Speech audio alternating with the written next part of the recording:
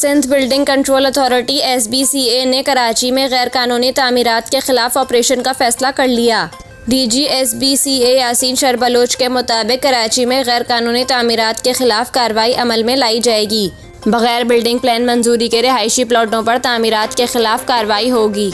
DG SBCA ने कसीर मंजिला इमारतों में पोर्शन और इजाफी मंजिलें बनाने वालों के खिलाफ भी सख्त कार्रवाई की हिदायत की है। यासीन शरबलोच का कहना है कि रिहायशी प्लॉट पर कमर्शियल फ्लैट्स यूनिट्स की तामीर और फरोख्त गैर कानूनी है। ठेकेदारों, ब्रोकरों और ख़रीदार के दरमियान लेन देन करना गैर कानूनी है।